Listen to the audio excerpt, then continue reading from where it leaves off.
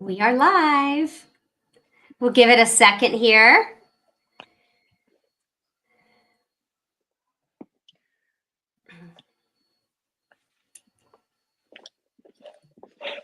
Welcome to those of you who are scrolling by or about to tune in.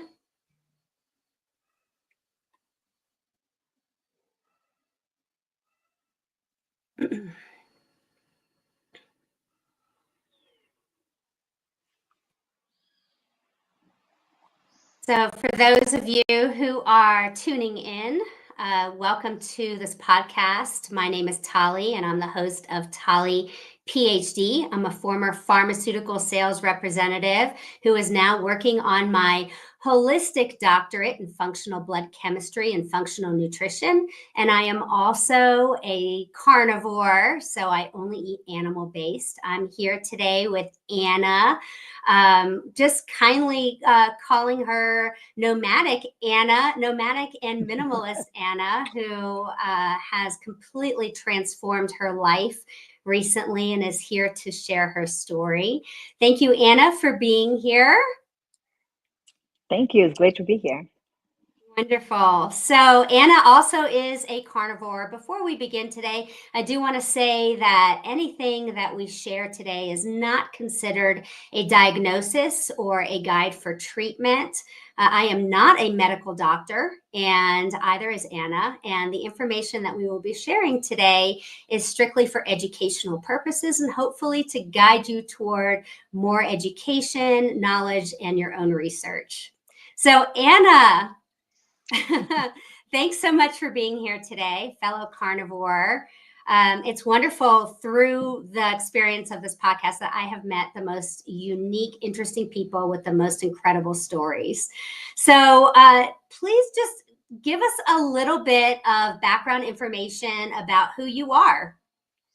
Sure. So I'm Anna. I've been carnivore for 4 years now, or animal-based. I think during that time I have cycled in and out of carnivore into ketovore, whatever people call ketovore. For me, ketovore means I eat some leafy greens and non-starchy vegetables like peppers and lettuce and broccoli maybe. But I have been strict carnivore for the last 6 months, and I have been strict carnivore for over a year in the beginning of my my transformation, on, if you want to say, yeah. So what led you to carnivore? Well, it is interesting because what really led me I kind of fell into carnivore organically, right? So I have type 2 diabetes. I've always known I was going to have it. My entire family, both my mother's side and my father's side, have type 2 diabetes. I grew up around diabetes. I've seen relatives who took really good care of themselves and lived long, happy lives. And I've seen relatives who died really early out of, multiple organ failures and, lost limbs. And so I really grew up, and I also grew up with the understanding that type 2 diabetes, or diabetes in general, should be handled with controlling carbohydrates, right? So I've always known that. I was 14 when my mother became diabetic. And she was one of the people who really took care of herself. She transformed her diet, and I did that with her at the time, right? Because I kind of knew I want to support her, but I also kind of knew maybe I would have to do that someday. And palates, you learn palates, right? The acquired tastes. And so I learned how to eat that way early on in my life. I had diabetes in my 3 pregnancies, right? So and I had 3 home births, and the midwives were very, very strict. They're like, you cannot have a single reading above, whatever levels were considered after an hour you eat, and the fasting. And if you do, you have to go to the hospital. So I was very, very strict in my diet, and I was controlling, several times a day. And that kind of led me to the understanding of which foods really affect me directly and specifically. So by the time when I was 45, right, I became diabetic. It was during COVID. I kind of knew. I started putting on a lot of weight and whatever. I kind of knew that was happening, right? And finally went to the doctor 2 years later, and my H1AC was out of the, and so, and And immediately I basically started cutting carbohydrates. Now, so I knew from the pregnancies how to do that, and I started like 50 grams a day, didn't do anything. 45, didn't do anything. 40, didn't do anything. Right. So I kind of went lower and lower and lower until I was going to get 100, fasting glucose, like consistently. And I got there when I got to 20 to 25. Right. Wow. So that's, yeah. So for you, it was for 25 me, or under to get to a correct. point where your blood sugar levels were controlled. That's interesting. Still It's is. probably, Yeah. it's a different number for everybody. And I have heard 50 or keeping it under 50. And I think keto kind of, Right. the whole thing around keto is keeping it under 50. So Right. you That's had why to I go a started at little 50. further down. Yes. And well, if you're eating 20 to 25 grams a day, you are basically carnivore or Yes. starving. Right? Because I mean, Right. What right? else are you I going to mean, eat? right, exactly. I mean, all vegetables are carbs, right? So even if Yes. you eat a tomato, that's 5 grams. If you eat lettuce, Yes. that's 7 grams, right? If you eat, so 7 grams, 5 grams is a fourth of my daily budget. That's one tomato, Yeah, right? It I think didn't that's do an anything to excellent me. point. People don't So, realize that vegetables are carbs. And so, they're thinking, well, I'm not eating crackers, I'm not eating cakes, I'm right. not eating chips, I'm just eating vegetables and I'm okay if I'm eating that and meat and so forth. And if you are really trying to keep your carbs down, those vegetables, the carbs are going to add up. Right, they do. And at that point, I was still trying to eat vegetables because they are healthy, right? I was like, I can't let go of the vegetables. What I'm going to do, right? It's like, I have to eat the vegetables. They don't fit in my budget. Right? So I was going crazy, right? And then I found out about this carnivore diet thing, right? So, and I'm like, oh my God, there's a bunch of people, a group of people who don't eat vegetables. Like for decades, they're fine. It's like, what is this about? So I got It's into shocking. forums. It was like mind blowing. Like, what, this actually exists as a lifestyle. They call it a way of eating, right? So, Right, way of eating. Whoa. and you get to the forums, and it's pretty amazing because the forum people are very excited about. Like, people talk about their experience, and these are not people who are trying to sell you anything. They're just talking, right? There's the people who just get on the internet because they, I don't know, have the impetus to talk about something, and they're talking, amazing things about this way of life. And I'm like, okay, well, I will just ditch all the vegetables, stop trying to fit vegetables in my budget, see where it goes, right? So I did that. And so I had a number of issues, right? So if you ask me like how my life was before, right? So if you had asked me 5 years ago, I'd have said, no, it's fine, right? It was fine. No, Yeah. I was like the frog in the boiling water. You put in the cold water and then you start turning up the water hotter, and then the frog doesn't jump out of the pot because it dies basically burnt, right? But it doesn't save itself, right? So I was basically that frog, right? So I was there, and I had IBS all my life. I had depression for a long time. So I was married. I had 3 kids. Still have 3 kids, right? Yes. And But not the husband. yes, an ex-husband, and my ex actually is a very nice, supportive, kind, generous person, and I'm very, very grateful for the time we had together, right? But the marriage had a lot of dynamics that didn't really work. I got into a pretty bad depression. I was dealing with a lot of traumas and not really able to kind of really solve and resolve my things. And so basically there are a number of issues, right? At some point when I got to 40, I started putting a lot of weight. I always been very active. I always been pretty thin, although I was a little plump, right? And I started putting on weight. At some point, my BMI became technically obese. I still was fit, but I was like, oh my God, I'm obese, right? It's like, it was like shocking because I ate healthy, right? I ate at home. Like, I'm not like a fast food kind of person. I didn't eat too much bread, or because I grew up knowing that wasn't good for me, right?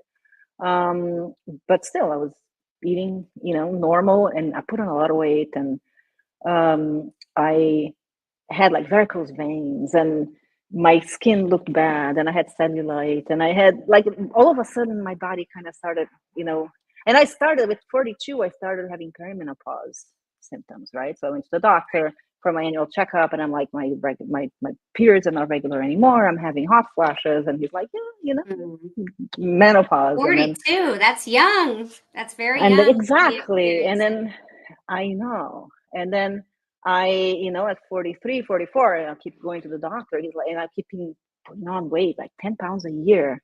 And he's like, oh, that's menopause. And I'm like, this can't be freaking menopause. I'm going to stop. It's like, I'm going to be like 300 pounds, right? It's like, it didn't feel like my body was meant to be evolving into aging in that direction. There was something wrong, right? Now, and I sort of kept, and then we kept checking, the diabetes, but it was under control, right? Until it wasn't. And when I knew it wasn't, right, I kind of felt it in my body. It was doing COVID, and I didn't go to the doctor for 2 years. I kind of knew by the time I was going that was it, right?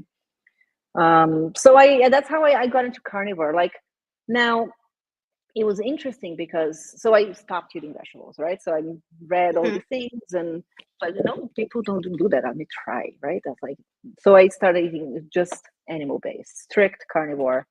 The only exceptions that I've ever made and still make is coffee and dark, 100% dark unsweetened chocolate, which I eat a little bit a day. But and you're okay with the chocolate? You don't have any problems with it? And the reason I'm asking is because it has a high oxalate content, and you yeah, mentioned IBS, so I'm like, you're okay with dark chocolate? yeah, and I eat like a little bit A every day, little but bit, right? yeah, A little yeah. treat. Yeah, exactly. But I love it, and my kids hate it. They're like, this is not food. It's very bitter, right? But I love it. So that's the only two things that I kept, and I cut out all the other vegetables. And then a few things happened, right? So a week later. So when you move from ketovore, right, which I was basically, into carnivore, the big difference is the fiber, right? So you basically went Yes. from fiber to zero fiber. Um, and and I, at first, with ketovore specifically, I was very constipated, like Okay. Yep. uh, a lot of high protein, right? Low fat. I was like, no, hybrid and low fat, and I Oh, you were wanted to doing low carnivore. fat. Yes. Well, not really necessarily on purpose, but I was just afraid of upping the fats, right? And when I went to carnivore, I had already read, and I started upping my fats. And once I upped my fats and got into animal based strictly, a week later, I had no more IBS. It was amazing, right? It It, was like same I thing happened to going me. Yep. The going to the vegetables. bathroom, Yep. No no fiber, no pain. vegetables.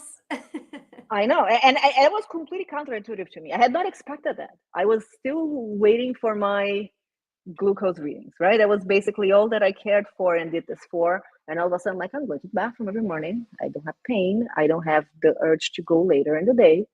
I do a lot less, but I don't fart. Right? It's like Every guest. So this is a conversation that comes up on every single podcast segment. Carnivores don't fart. And I they want to don't make a fart. t-shirt for us. I feel like we need a t-shirt that says carnivores don't fart. Carnivores It's don't the most fart. incredible thing, especially to go from IBS, where probably you were like Exactly. me, farting every second because your stomach hurt Exactly. all the time, and then for it to Exactly. completely go away. So it was pretty amazing, and I'm like, I felt like superhuman. Like, it's like, this is not normal, right? It's like people fart, right? It's like, and Nope, it feels it's not amazing. normal to fart, as we learn. It's amazing, and it's amazing when you don't, right? When you wake up Yeah, and your belly's flat and there's nothing there, there's no bloating, there's no gas, there's no nothing, and you walk around and no pain and no happiness in your belly. It's yes. amazing, right? So that was the first thing that happened. So then, about a month later, right, I kept doing, and I was a happy, like, that way of eating actually works really well for me. Like, I love meats, I love eggs, I love cheese. So that's all I eat, basically, right? So and I can eat like that forever, and probably will, right? So a month into that, So I mentioned I had a depression, right? I had depression for almost 10 years, and I did a lot of therapy. I did anger management. I had a period where I was very angry. I learned a lot of tools and mechanisms to, kind of regulate my mood and really, yes, kind of cope with my depression. And I was doing journaling and therapy and all of the things, right? So I wasn't an angry person anymore. I wasn't really thinking negative thoughts anymore. I learned to reframe my thoughts and et cetera, very consciously. But depression was still there because what it felt like was there was this heaviness in my chest, right? So I wake up and I walk around the world, and there was always a head, like somebody was pulling me down, and my heart was very tight. Like I felt that physically, right? It was like just like and then 1 month into carnivore, one day I wake up and it's not there, and it was like opened up. Yes. And I'm like, carnivore affects mood, and I've heard this. I felt it, and I personally think it's the high fat of carnivore. Oh, I think it's the high fat and the high calorie, because at the point I really was not. I mean, high fat is high calorie, right? So, yeah, and I think actually when we try to go low calorie because we're trying to lose weight or not gain weight, which I was trying to do, right, early in my process, I think there's an anxiety, right? It's like the body's saying, oh my God, it's a scarcity. It's a moment of scarcity. There's not enough food in the world, right? So I'm not getting enough. And I think just a simple fact that you're eating enough, right? And you're like, okay. It's like life and is nutrient good. dense. It is so Exactly. nutrient dense that maybe we've always been in a deficit until we have gone carnivore, especially for women. And I follow, and I mention her a lot, Dr. Elizabeth Bright, that says that 80% of the diet should be animal fat. And it needs to be because of the cholesterol, because the cholesterol is the building block for hormones, for all our hormones. Right. And so if we don't have that, and even if we just relied on, oh, well, I eat healthy fats, it's avocado or it's olive oil, those plant sterols are not the same as animal cholesterol. So we can't build hormones and have hormone balance off of avocado. It needs to be an animal fat. And I put butter in my coffee. You mentioned that you're drinking coffee. So I try to put as much butter in my coffee in the morning as I can possibly get in there, because it gives me a head start. Yeah. And I feel good. Like I feel like my brain feels good from that butter. Yeah. So yeah, I eat a lot of butter. It's interesting that. Mm-hmm. And for me, it was like, it was one day I woke up and I'm like, gone. That is gone. Like my heart is beating. Where were you? That normally, like you felt, and my chest is open, and my life. How long did that take? A month, about a month. A month. A month okay. after, about a month after I started, right? And that is honestly today the one reason why you can't possibly get me off of carnivore. Right? It's because of the mood. Yeah, I do not want to go back. Like yeah, that's the last thing I want to have to endure in my life, is going back to that tightness feeling, right? The depression. It was horrible. It was horrible. It's very limiting. It's very debilitating. And once it was gone, it was just like, wow, this is a new beginning. And it was just like, this is me. All of a sudden, it's like, this is who I'm supposed to be. Right? It was like a huge layer of things kind of fell off, right? At the same time, the weight was falling off. Like the weight was falling off of me. I could not have held on to that if I wanted to, right? It's like all of the weight that I had built up, I lost almost 50 pounds, right? No effort, right? I mean, no changes other than changing from ketovore to carnivore. And so I kept going, right? And then a number of things started really improving. Like I used to have migraines. They disappeared, right?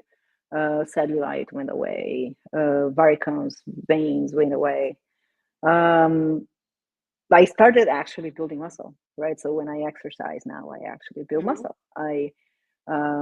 So that's they're different, right? And it feels kind of nice. So it became like my hair got better, my skin, like everything got better, right? And it was interesting because it was parallel with a process where, so I started a process with food specifically in a very unexpected place, right? So I was with my ex many years ago, 7 years ago or something, in a seminar, like a financial, one of those financial gurus type of seminar, like Tony Robbins type of guys, different guy, but it was very good. And the first day we did talk about finances, and the second day we talk about wealth. And his point was, wealth is more than just, having money. Wealth is about aligning your life to your values and living according to your values, right? And so we did an exercise of like, what are areas of our lives that we implement that. And there was a diagram, and I filled up the diagram, and the dog's so when I finished, I was like, there was food everywhere in my diagram, right? So everything, I was kind of surprised, like all sorts of food related activities and food. And then the person came and looked at my diagram, and he said, Anna, there's a lot of food in the diagram. And I'm like, yes, I was happy about it, right? And then he said something that really stuck with me and still kind of really drives me and guides me, which is like, he said, food is a very poor proxy for happiness. And I'm like, and then he's like, be careful. You could spend your whole life eating and not really being happy, right? And I'm Sure. like, and I thought about that a lot. So that was the first time I really kind of started thinking, like, what is happiness, and what are my proxies for happiness, right? So, so that was the first time that I thought about that, right? And then of course, then during Carnivore, I started really doing a big transformation. At some point, like early on, when I decided to let go of vegetables and I saw the big changes that was happening in me, I was like, no more crap in my body, right? It's like nothing, because at first it was like weird to let go of vegetables. And I'm like, no, it doesn't matter what people think. What, the common sense is, it's making me sick. It makes me sick. Nothing that makes me sick should go in my body, right? Period. And that evolved into no more crap in my life, right? It's like no more, a bunch of things that were happening that were my proxies for happiness, perhaps, right? And I think, there were a number of things there, like in terms of me not having been myself in my marriage and in my life, really. And it wasn't really related to my marriage specifically. I think it was something I brought on from traumas in the past that I had a hard time resolving, right? And it was only once I got that openness, that feeling, that, readiness to really be myself, when I was like, wow, this is who I am, right? It was physical first. It was, body first. The body became what the body needed to be. And I'm like, wow, this is who I am. And then I started opening up to all the other dimensions in my life that needed to be adjusted. Right. And that's what I was just going to say, that it sounds like, the minute you detoxified your body, when the toxins were out, suddenly you could see things a lot more clearly. Your brain was working better, your body wasn't hurting anymore. And then you're like, and then it's like, and you can see.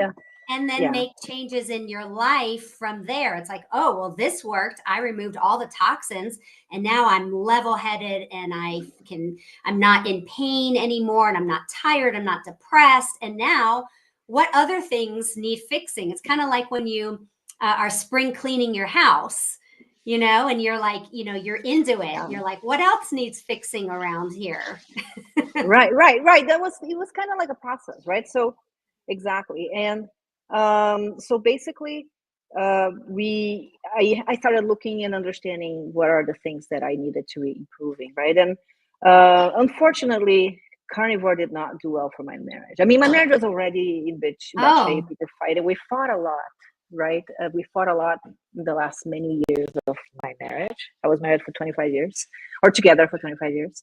And we fought a lot for the last 10 at least, right? So constantly.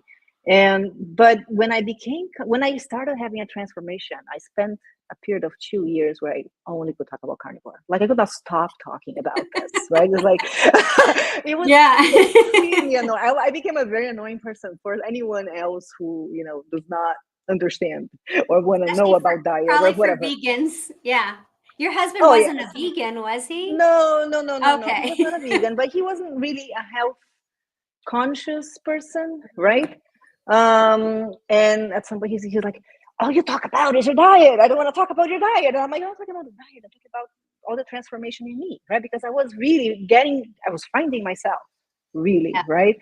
And I didn't really have necessarily the words. I started out with the carnivore aspect of it because that's for me the most significant difference. And I was reading a lot of very active in forums and etc. and kind of sharing, and hearing other people's experience and finding parallels and being excited about it, right?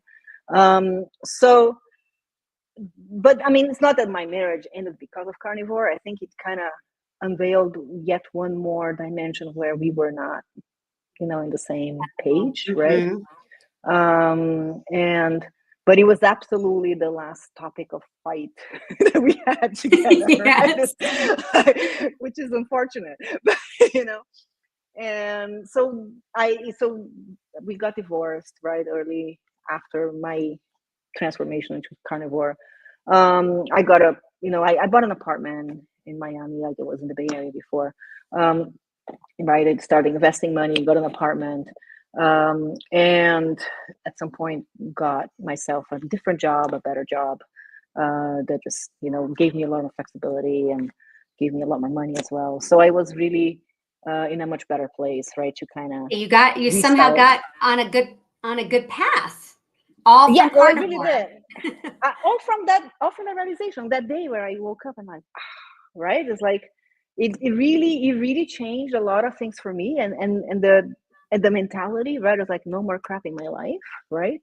And so it was a process, right? And yes, I do actually attribute that to carnivore very strongly, right? I have a friend who actually sometime at some point said, well, it's really because you feel you have control of your life, like in doing carnivore, you're controlling your diet, right? So you kind of have control in your life.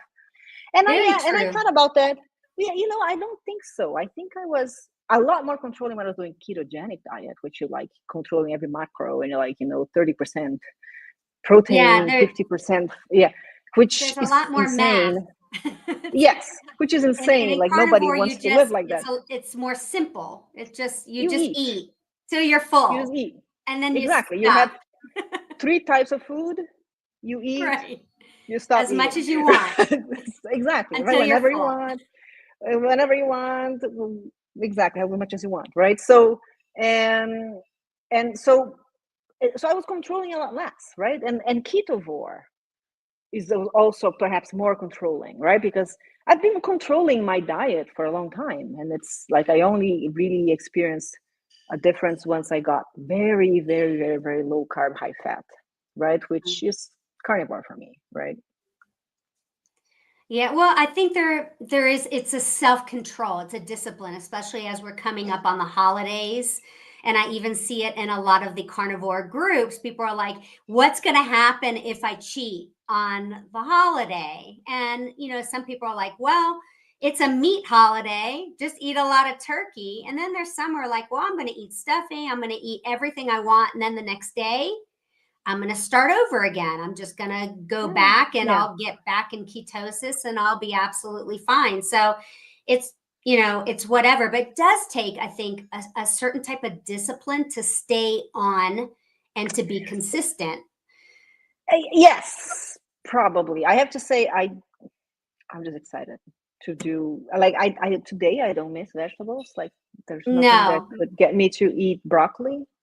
Happily. No, my stomach hurts thinking about it. Exactly. No. Right. Or beans or garlic even, and then I don't miss so the one thing that I had to do that really helped was I had to let go of the sweet taste, right? So for 6 months, in my first 6 months, I really only ate salty foods, right? Savory foods. And that got me beyond, like, above, or beyond the sugar addiction, right?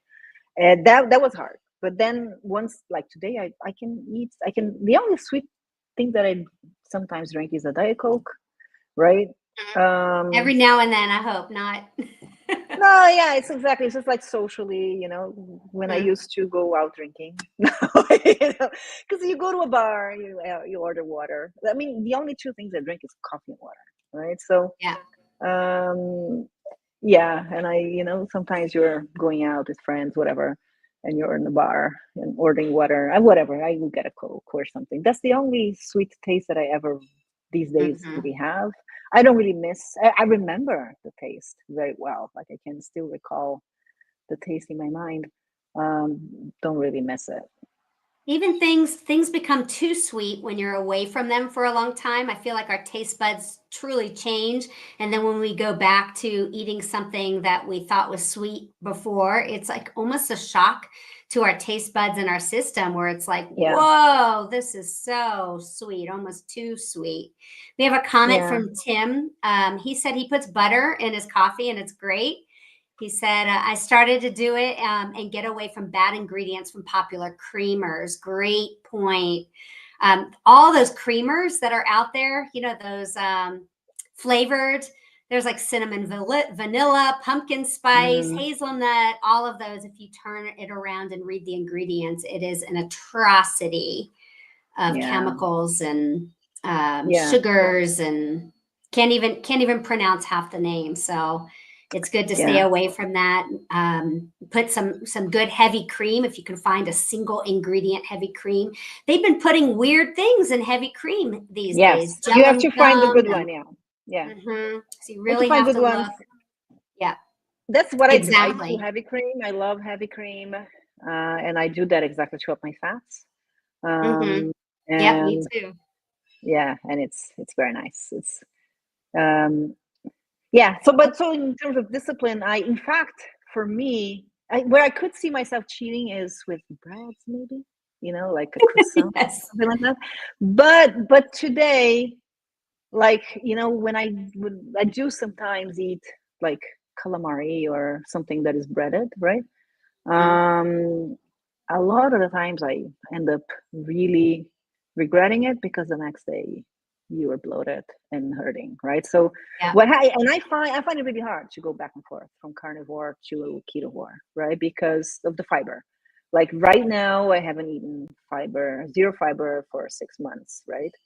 I do not have the bacteria in my biome to break down the fiber. Any little bit of fiber I eat is a disaster, right? So, and specifically if I'm traveling or out of the house, I don't want to be dealing with that, right? So it's not an effort, it's not a discipline, but I don't need it. It's not worth it. Yeah, well, right? people who eat fiber need to have the microbiome and the right bacteria in their gut in order to break down the fiber, because we can't break down the fiber.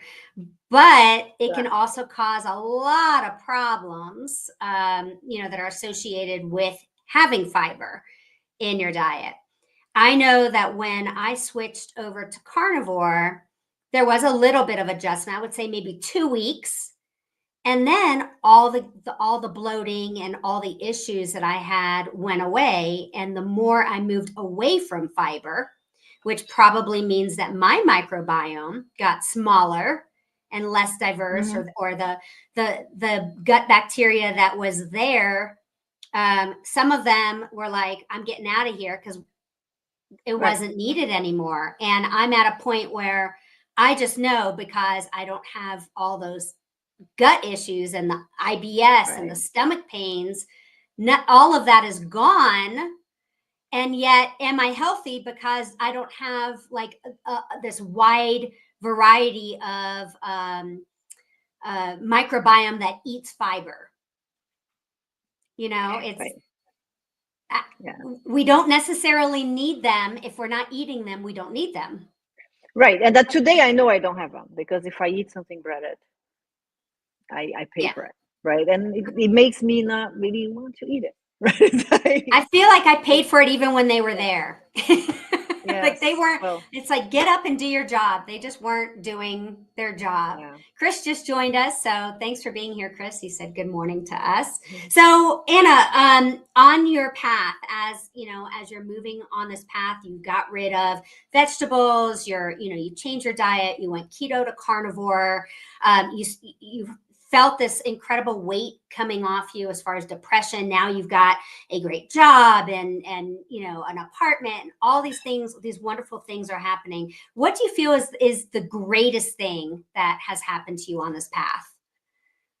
Well, I think it is that openness, right? The state of openness.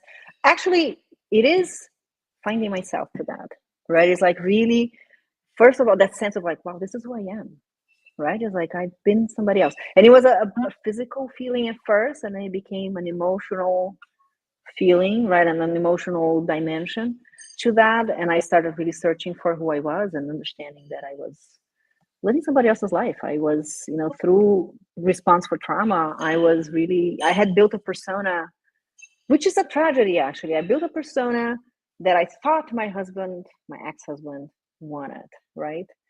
And it wasn't really him pushing that through, by the way. It was all self-inflicted, right? Or primarily, at least I should say. And and it is a tragedy because I think he would have liked me as I am, right? It's like As you are if I had now. had, yes, Yeah. right. Well, as I'm becoming, I think I'm still in the process of finding that. Yeah. If someone were wanting to make a big change, whether it's in their diet or even beyond their diet, they want to make big changes in their life, what would you say are some qualities that they need to possess in order to make that happen? Well, I think the first thing is self-love, right?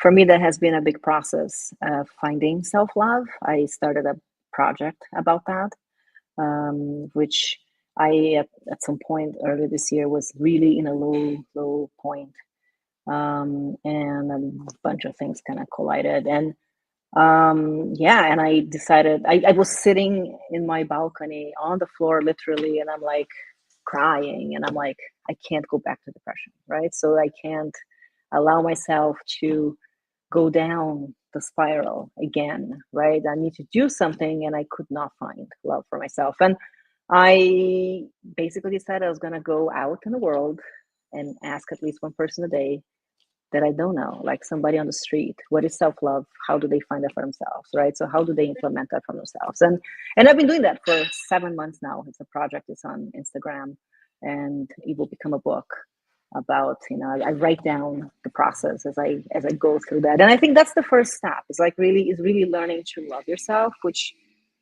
has many facets, but I think one of the most important ones is really getting to know who you are, right? And then once you have that, I mean, to really make a transformation is having the courage to face your fears, right? Because fear, and it's understanding fear is an illusion, right? Fear is in your mind, right? It's not like you and I can be in the same situation. I can have fear, you don't have fear. So there's nothing inherent to the situation that is fearful. It really is fear is a response to our traumas, right? And it really is all in our head. It's an illusion. It's not real. And once you understand that, you understand two things, right? One is you can just go through it, right? This is do with fear, right? It's like Mhm. it's not going to go away necessarily. You can work to bring it away, but it's hard. You can just go and do it with fear. It doesn't exist. It's not real, right? And the second thing is it is the gateway to your biggest wounds, right? So if you want to actually do the process of healing, you know, the wounds, the traumas from, that are fundamental, you've got to face your fears, right? And that's where once Brave. you do Yep. that, yeah, once you do that, it's courage, right? Once you do that, Mhm. which is basically acting with fear, in spite of fear, through fear, right? Once you do that, if you act through fear, you really understand these are the important things that I really need to work on, right? It's exactly what you're afraid of that you do need to be doing. And once you understand that, then you find the courage to do it.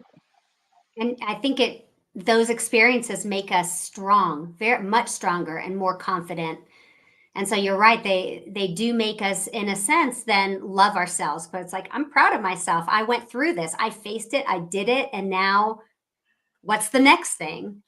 Right, exactly. And it's understanding. I mean, it's not about happiness. It's not about being happy. It's about being whole, Mhm. right? It's about really embracing all of these things that are painful, that are hard, that are wounded, that are broken, as well as happiness, right? And you know, working with them. So what I'm curious, what are some things, as you asked people about self-love, what are some of the responses that you got on the streets out there in the world? Oh, lots of difference. A lot of self-care. A lot of people. So interestingly, in the beginning of my process, I learned a lot because there are people in the world who actually are very, very specific about building self-love very systematically every day, right? There are people who wake up and look in the morning, look in the mirror and say affirmations, or they will. There's somebody who told me I build in self-love moments in my life every day, right? There's a lot of self-care and taking care of your own physical needs, your financial needs, your perhaps emotional needs, right? There are one of the answers that I got that was very, very transformational for me was that self-love is parenting yourself, right? It's like it's treating yourself as a parent would, right? So if you look as a parent, like the child's having a tantrum, you sit through the tantrum, you kind of let them go through that, right? And then when they have flaws, you actually point them out, right? If you're a parent, you actually point out your kids' flaws, but then you also guide them through, improving them, right? And then when they are out in the world and they're happy and doing great things, you also get very proud of them, right? So there is that level of, being proud of yourself too, as a parent would, right? When they're sick, you kind of take care of them, you feed them, you make them rest, and etc. Right? So there's that, right? So there's that dimension, and then there's parts of like really finding out who you are, and really finding the courage to uphold that, and understanding it's a process, right? So you can be who you are today and understand that you're flawed, and you can love all of that and still want to be somebody else who is better or different, right? And uphold that as well, and kind of go through the process, and love the process too. Love yourself through the process, right? If you could say something to your old self and give your old self advice from the place where you are now, what would you tell Anna of the past? I would just tell her that she is lovable and that she's loved. You're And gonna I make me think she cry. yeah, That's- she needed to hear that for a long time, and I have huh. learned to to tell that to myself. People from Yeah. from your past who were friends with you or who knew you, relatives, people who knew you before. How do they respond to who you are now? Well, they definitely set personality. The carnivore specifically is very interesting, right? Because Yeah. now everyone I know knows that I only eat meat. That's how they talk about it. Uh-huh. And I've been in the process traveling through the world and meeting old friends, people from my past, right? And a lot of them are vegetarians or vegans or skeptical about Yeah. it, but they still very much respect it. They're very curious, right? It is, I think, and it was a process for me because I started carnivore. I did not talk about that, right? In fact, I was the carnivore that would go out and order the steak salad and eat the 3 strips of steak and then maybe Oh. two pieces of lettuce and say, "Oh, I'm full." Pay $25 for that. And then, you know, because I did not want to entertain the conversations and the conflict, and you're being counterculture and you're being weird and whatever. And at some point I'm like, no, like this is who I am, and it's really good for me, and it doesn't really matter. And once I embrace that, and I think I speak of that so confidently, right, that people are like, okay, this, she's a little weird, that's okay, it works for her. It's like, You know, I, and people I I don't accept it even now, think yeah. it's weird anymore. I actually was speaking to my neighbor the other day who is vegetarian, and he said to me, ever since you've gone carnivore 7 months ago, I keep hearing it everywhere. It's like everyone's talking about carnivore. So I feel like it does pop up in multiple different social circles nowadays. It's not even considered as fringe as it was 5 years ago. I think as more people are going on this path and experiencing the health benefits and the overall, like you mentioned, life benefits of it, because once you have your health, that's step one. Once you have your health and your head's on straight, then you can move on and start making changes in the rest of your world. So Lori mentioned in the comments, she said, good morning. She said, yes,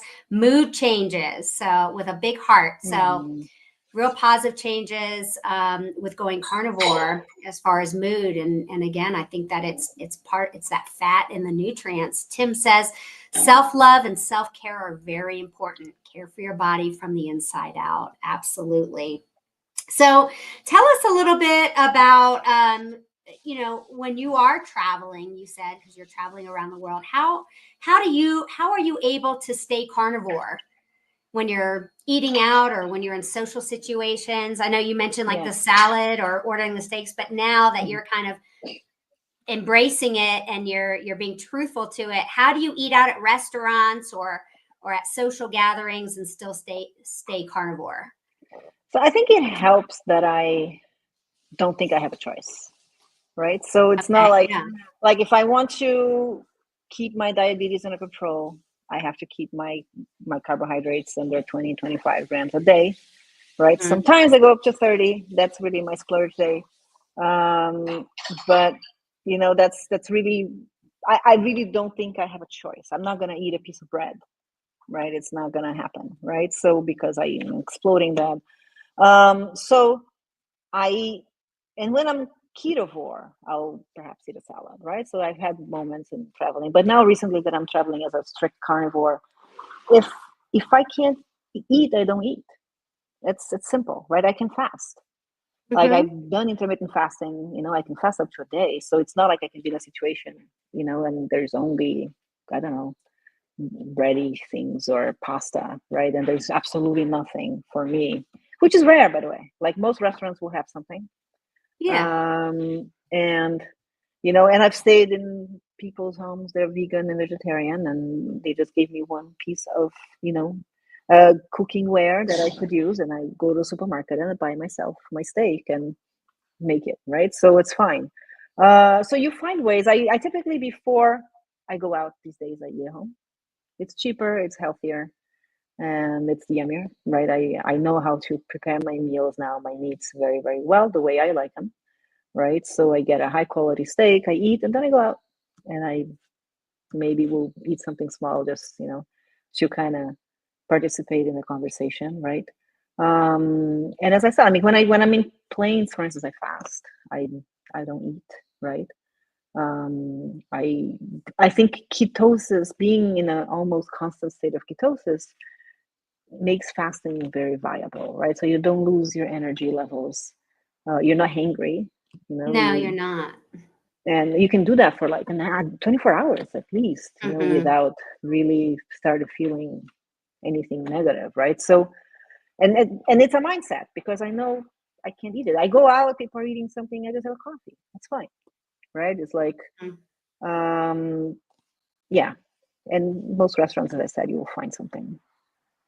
Yeah, my concern when I'm in a restaurant, I'm just like seed oils, they're cooking it in seed oils. And so, I'm practicing the script of saying I have an allergy to seed oils. Is there a possibility that this can be prepared or cooked in butter?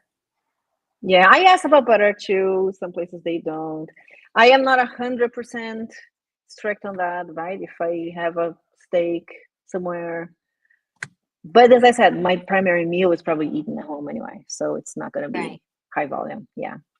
Yeah, and I agree with that. I think and just like going to the grocery store, you never go hungry.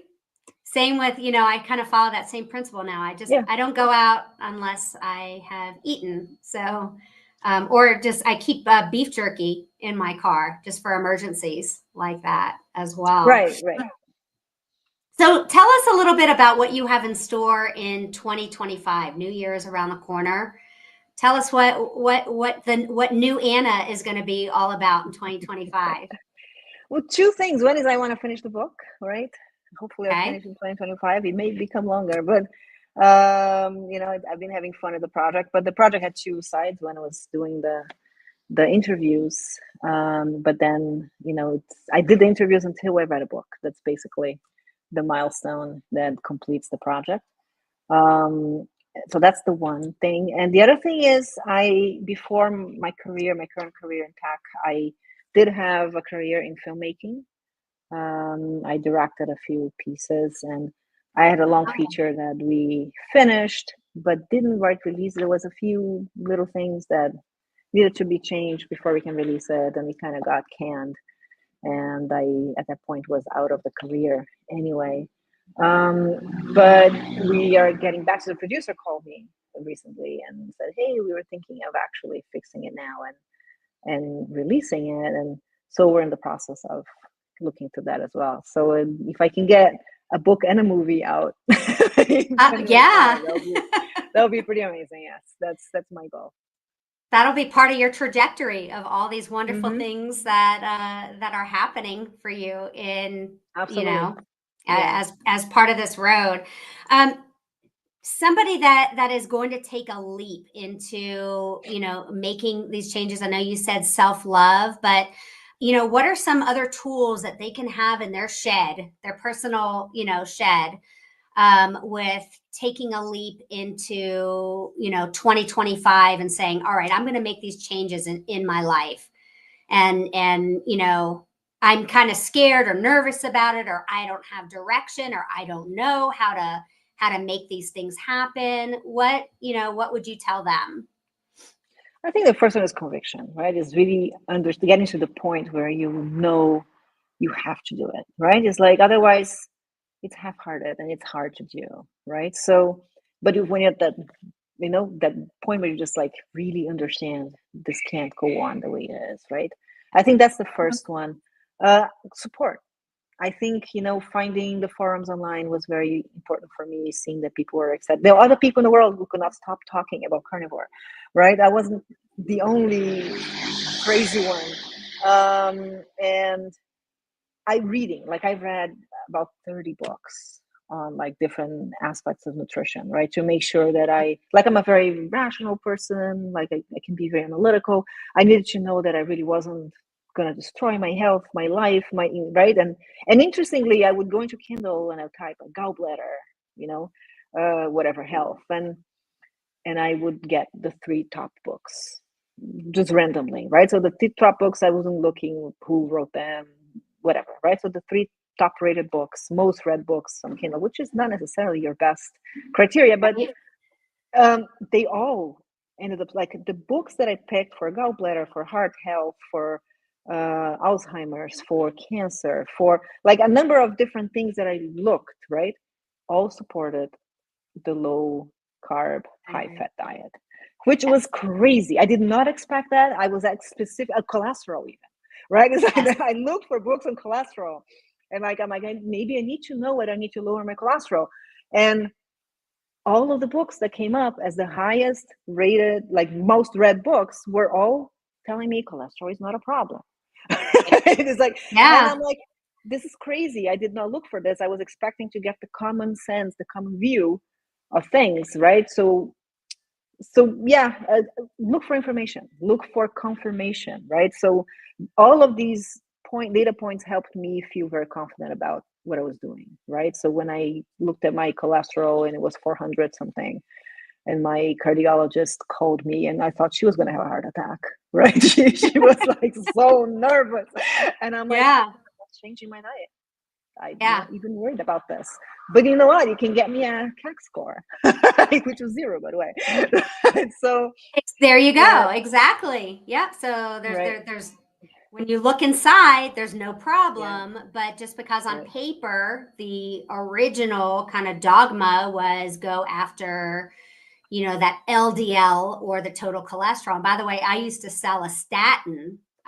When I was a pharmaceutical sales representative, I used to sell a statin. So, to kind of change that whole mindset. But you're right. And the American Heart Association, the American Diabetes Association, they are still speaking about LDL cholesterol and eating a balanced diet and eating lots of plants and eating carbohydrates even, which is shocking to me.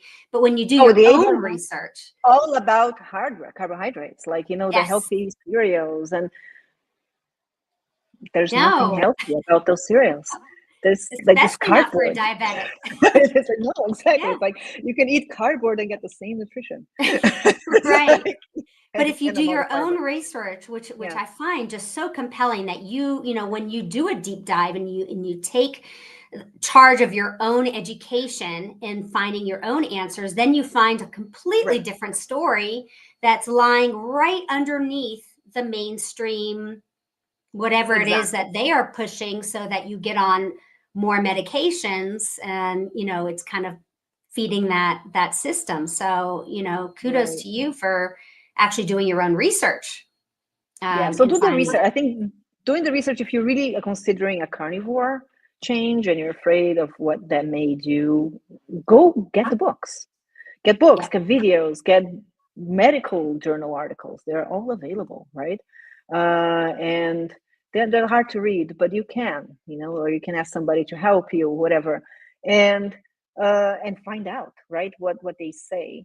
Get the information, and the last thing maybe is just listen to your body, because honestly, today, like, I didn't care what my cholesterol reading was. I barely ever want to go to the doctor. Like, I'm fine. I used to have migraines. I don't remember the last time I had a headache. Right? It's like I had one cold this year. I know exactly when it was. It kind of lingered, right? But I hadn't had a cold in 2 or 3 years. It's like it's been like it's not. It can't be the case that I am actually really doing something bad for myself if I really look inside. Right, and you feel wonderful, and all the symptoms that were plaguing you before are gone. And so I love that, to listen to your own intuition, which also goes back, I feel like, your messaging about loving oneself, because in order to really trust that intuition or that inner voice, we have to love it first and trust it, in order to really listen and tune into it. So it all kind of ties together. So if people wanted to get in touch with you and find out more about your project, how can they get in touch with you? So the handle is saving_Anna. Somebody has to save her. The internet is going to do that. I have it right here. Yeah. I'm going to copy and I'm going to paste it into the comments. So Saving Anna. And this is on your YouTube, is that right? No, that's Instagram. Oh, I mean, I'm sorry. Yeah, Instagram. So finding you on Instagram at saving_Anna. And are you going to keep us updated there on your book? Well, yes. So the feed has an interview a day of random people in the world, and excerpts that I'm writing, right? They will become part of the book. And yes, at some point, I've been talking to people, they want me to add my story. And right now it really is a collective. There's very little of me. It's like I wanted to crowdsource self-love, understand what self-love is through. So it's a question. The project is a question. There's no my face or my opinion there, but it does reflect my own process through the book, right? Through the writings. And I am writing a blog that I am starting to publish, right? So the blog is becoming the chapters of the book. And yes, that's basically how you will find about it. So wonderful. Now, let's say somebody wants to answer the question. Can they reach out to you if they have a wonderful answer for, for answering the question of self-love? Please do. And okay, wonderful. Please do. And if they do a video, I will post it. And if they write something, I will basically read it and reflect on it. And we will have conversations, right? Absolutely. Wonderful.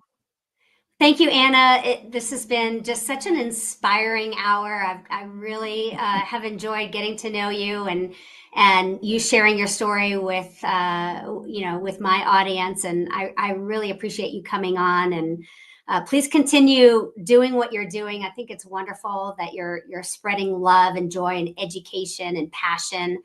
And I'm so happy for you that your life has kind of turned around and become something so joyous and wonderful.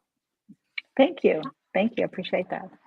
All right. Well, you take care. And everybody out there, consider going carnivore. Look at us. We are just so happy and so healthy.